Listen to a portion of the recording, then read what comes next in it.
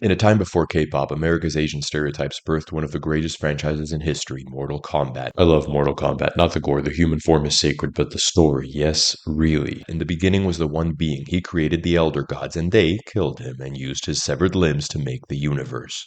Now the bad guys want to fuse the worlds back together into the one being. Think Saturn devouring his children. Well, some of them do. First, Kronika. As of MK11, canonically, the first bad guy would be Kronika, one of the Elder Gods. She represents dualism. She wants to keep good and evil in eternal balance, constantly struggling against each other. So she restarts the timeline over and over, trying to prevent one ever having the upper hand on the other. For her, virtue is found in eternal agonistic struggle. And crucially, Kronika creates an evil version of all of the good guys. There's always duality with Kronika. Then you've got Shao Kahn and Shinnok, the franchise's classic bad guys. They believe in the one being that the Elder Gods ripped apart, a literal physical origin like the concentration of matter at the start of the Big Bang, to which all the realms must return. That's their god, especially for Shinnok. Khan is just in it for the power. Some traditions have this idea as well. The Indian Purusha, the Norse Ymir, are original beings that get ripped apart and the worlds are made from their limbs, but in these cases there's also a concept of a divine one that transcends them. Shinnok doesn't believe in that. He doesn't believe in a divine essence within and beyond all beings like in classical metaphysics, their inner source of unity and yearning for harmony with others. There is no inherent harmony. Different realms don't express some transcendent principle. Differences are just accidents. And the only way to get people to get along and have order is to impose it from outside and fuse everything into one. Everything we know came from violence and can be returned to its original unity through violence. The idea that unity requires uniformity comes up a lot in history and was actually expressed by some of the historic Mongolian Khans on which Shao Kahn is loosely based, when they talked about there being one sky above, so there must be one ruler on earth below. But all empires have justified themselves in this way at some point. It's a bit like saying that since the ability to speak is universal among humans, humans should speak one universal language and get rid of all the others. You can think this way if you confuse universal categories like language with particular expressions of that category. So the idea of language can become a specific language replacing all the others, for example. It makes sense since for Shinnok there is no distinction between category and particular. For him, God is in space and time. His dismembered limbs are literal physical places.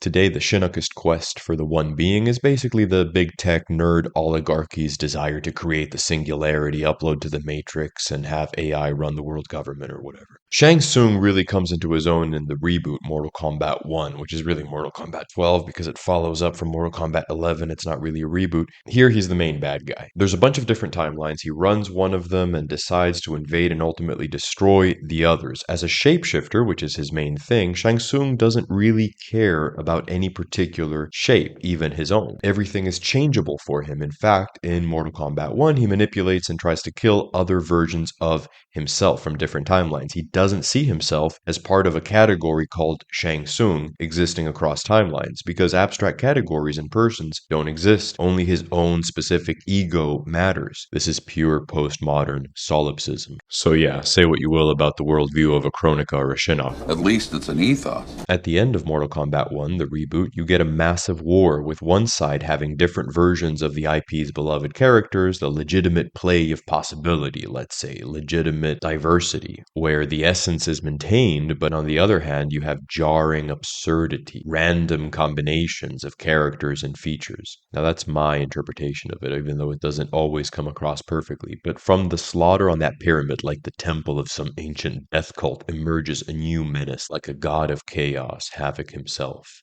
From dualism and the pessimistic idea of eternal cosmic strife between good and evil, to the drive for conquest, uniformity, and absolute centralization of all realms, the pure ego-focused, solipsistic rejection of category, pattern, harmony, to final nihilism. Mortal Kombat does a great job at presenting all of these different metaphysical errors. Now, I'm not saying that this was the intention. I'm operating under the principle of symbolism happens. Still, it's good stuff. All right, thank you for watching. Until next time.